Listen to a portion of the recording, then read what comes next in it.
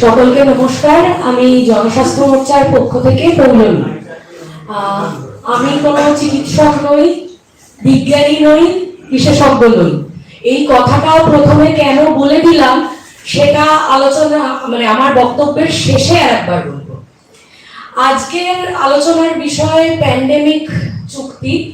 যদি সামগ্রিকভাবে বিষয়টাকে দেখি, সামগ্রিকভাবে বিষয়টা হলো এই অতিমারি, করোনা অতিমারির সময় থেকে আমাদের lockdown, mandatory vaccination, vaccine passport, এই জাতীয় সমস্ত নিয়ম সমস্ত নিয়মগুলোকে আইনি করার জন্য বা লিগালাইজ করার জন্য যে ধরনের আইনি পদক্ষেপ আমাদের রাজ্য সরকার, দেশের সরকার এবং আন্তর্জাতিকভাবে হুয়ের মতন অতিরাষ্ট্রিক সংস্থাগুলো নিচ্ছে, আইন ব্যবস্থার একদম খোলনলচে পাল্টে দেওয়া। যেমন আমাদের দেশে নতুন জনস্বাস্থ্য বিল আনার কথা হয়েছিল 2022 সালে, আমাদের সংগঠন গ্রাফ এরকম আরো অনেকেই তার বিরোধিতা করেন, আইনটি আসেনি।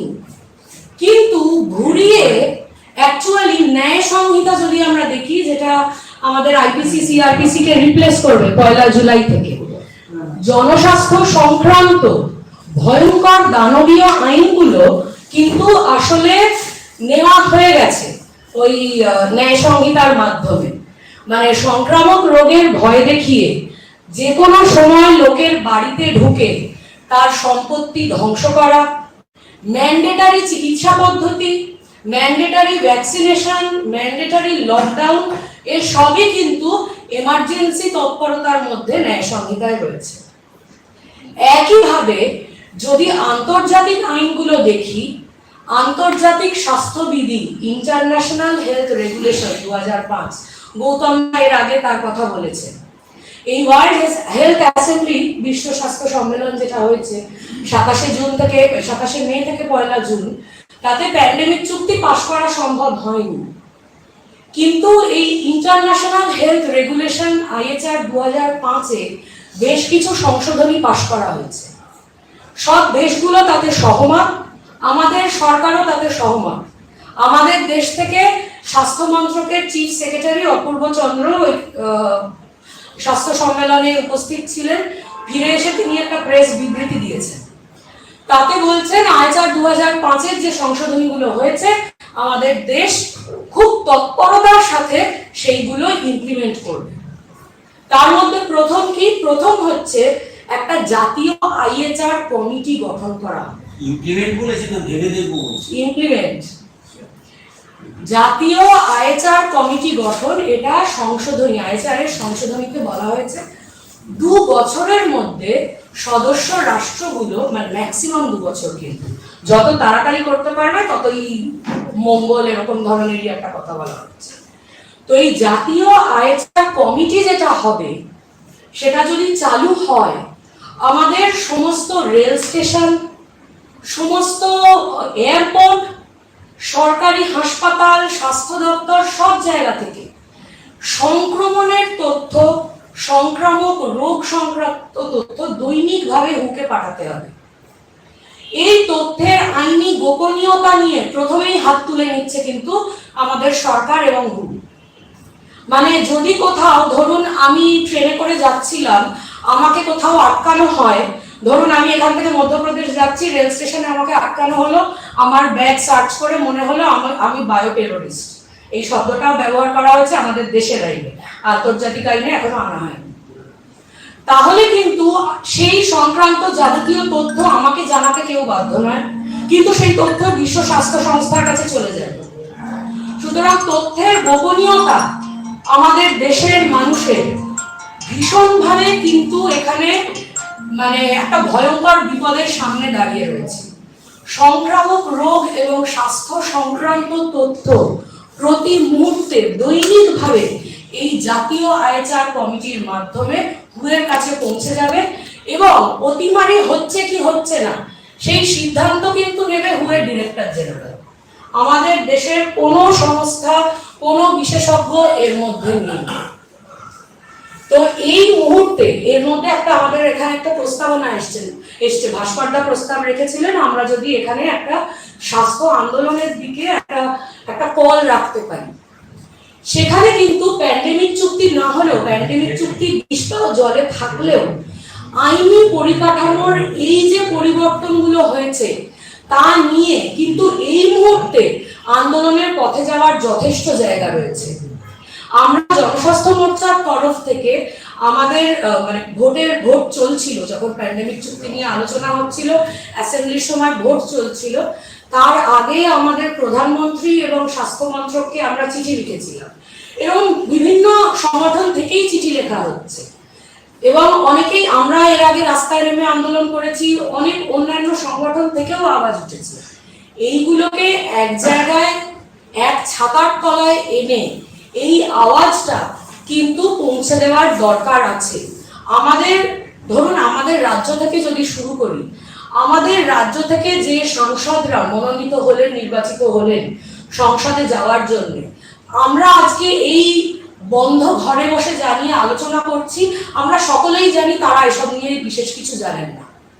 যদিও আমাদের রাজ্যের এবং দেশের এই সমস্ত সংসদীয় দলগুলোই ঘুষ খেয়ে ভ্যাকসিনের মানে এমার্জেন্সি ইউজ অথরাইজেশন লাইসেন্স দিয়েছে। আজকে আমাদের সে কথাও জানা, সেরাম ইনস্টিটিউট এবং ভারত বায়োটেক কোটি কোটি টাকা ঘুষ দিয়েছিল, যে কারণে তাদের সমস্ত ভ্যাকসিনের পার্শ্ব প্রতিক্রিয়াগুলোকে চেপে দিয়ে 110% নিরাপদ বলা হয়েছে। এখনো আমাদের বারে বারে মিথ্যে বলা হচ্ছে যে এই আইনি রদবদলগুলোর সাথে ভ্যাকসিন পাসপোর্ট লকডাউনের কোনো সম্পর্ক নেই। কিন্তু এর আগে ডকুমেন্টগুলো যখন গৌতম দা একদম পাতা পাতা ধরে তুলে দেখাচ্ছিলেন, প্রত্যেক পাতাতেই কিন্তু আসলে আলোচনা রয়েছে ভ্যাকসিন পাসপোর্ট এবং লকডাউন এমার্জেন্সি কিভাবে ঘোষণা করা যায় সেই বিষয়টা।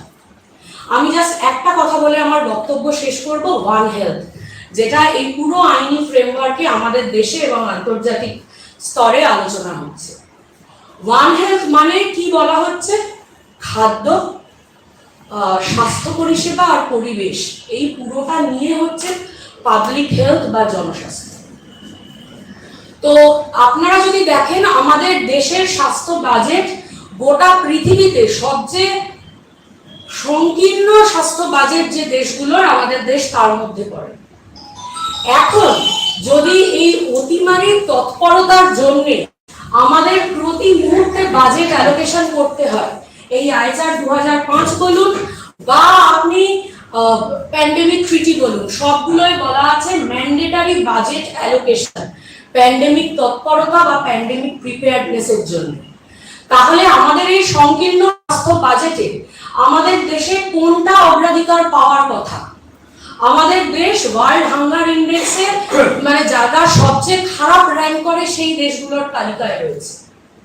যদি খাদ্য, স্বাস্থ্য পরিষেবা, পরিবেশ এক ছাতার তলায় সেইখানে আসে, তাহলে জাস্ট একটা আমি উদাহরণ দিয়ে আমার বক্তব্য শেষ করছি, যেটা সেদিন মিটিংয়েও আমি বলেছিলাম। সেটা হচ্ছে টিউবারকিউলোসিস, টিবি, যেটা আমাদের দেশে আজকেও একটা সাংঘাতিক বড় সমস্যা। আমাদের দেশে, ভারতবর্ষে কিন্তু বহুদিন আগে, বহু বছর আগে 100% টিবি ভ্যাকসিনেশন বলা যায় হয়ে গেছে। মানে আমাদের বোধহয় মানে তৃতীয় জেনারেশন 100% টিবি ভ্যাকসিনেটেড হয়ে যাবে, এরকম ধরনের একটা ডেটা যদি দেখেন। এরকম অবস্থায় আমাদের দেশে কথা চলছে যে সমস্ত অ্যাডাল্টদের জন্য আমাদের দেশে আর একবার বিসিজি ভ্যাকসিনেশন আনা হবে কিনা। আমার প্রশ্ন, এই যে এই প্যান্ডেমিক তৎপরতা, যার জন্য ভ্যাকসিন পাসপোর্ট আর সবসময় সংক্রামক রোগের জন্য ভয় দেখিয়ে এই ভ্যাকসিন ব্যবসাটাকে এরকম ভাবে তোল্লাই দেওয়া হচ্ছে, আজকে আমাদের মতন দেশে আমি মানে যারা টিবিতে আক্রান্ত হন তাদের মধ্যে বেশিরভাগ মানুষ পুষ্টিকর খাদ্য পান না। আমি তাদের কাছে পুষ্টিকর খাদ্য পৌঁছে দেবো, মিড ডে মিলে কি এই দাবিটা তুলবো যাতে প্রতিটা বাচ্চা সারা বছর অন্তত একটা করে ডিম পায়? আমরা এই বুনিয়াদী স্বাস্থ্য নির্মাণের দিকে নজর দেব, নাকি আমাদের পুরো লক্ষ্যটাই হবে সংক্রামক রোগের ভয় নিয়ে প্রতি মুহূর্তে বেঁচে থাকা? ডাক্তার পাল একটু আগে বলেছেন ওই যে জার্ম থিওরি, টেরেন থিওরি, আমি ওই মানে ডিটেলে যাচ্ছি না, কিন্তু বিষয় হচ্ছে রোগ তো চারিদিকে রয়েছে, কটা রোগের ভ্যাকসিন দেব? মানে সংক্রামক রোগের ভয় দেখিয়ে গোটা 50 গোটা 100টা রোগের ভ্যাকসিন সবসময় নেওয়া, এটাই কি প্যান্ডেমিক তৎপরতা? এটাই যদি প্যান্ডেমিক তৎপরতা হয়, এটাই কি একটা সঠিক পাবলিক হেলথের অ্যাপ্রোচ? এই জায়গা থেকে বোধহয় আমাদের স্বাস্থ্য আন্দোলনের কথাটা আবার ভাবতে হবে। শেষ কথা, বিশেষজ্ঞ নিয়ে আমি যে কথাটা বলে শুরু করেছিলাম, এই আইএচআর 2005 এখানে আর একটা সাজেশন দেওয়া রয়েছে। বিশ্ব স্বাস্থ্য সংস্থা বিভিন্ন সদস্য দেশগুলোর সাথে আলোচনা করে একটা আন্তর্জাতিক বিশেষজ্ঞ রোস্টার তৈরি করেছে, বিশেষজ্ঞর তালিকা। যারা সেই তালিকার অন্তর্ভুক্ত তারা জনস্বাস্থ্য নিয়ে বক্তব্য রাখতে পারে, যারা তালিকার বাইরে তাদের বক্তব্য রাখার অধিকার নেই, তাদের বক্তব্য অবশ্যই হুতে খুব একটা সাড়া ফেলবে না। এই বিশেষজ্ঞ বাজির জায়গাটা যেখানে আমরা আমাদের মতন দেশে দেখছি, যেটা কর্পোরেটরা পয়সা ঘুষ দিয়ে কিনে নিয়েছে, সেই জায়গাটার বিপরীতেও আমরা যখন কথা বলবো, আমরা সাধারণ মানুষকে কিভাবে সচেতন করব, এটা আমাদের ভাবার। ধন্যবাদ।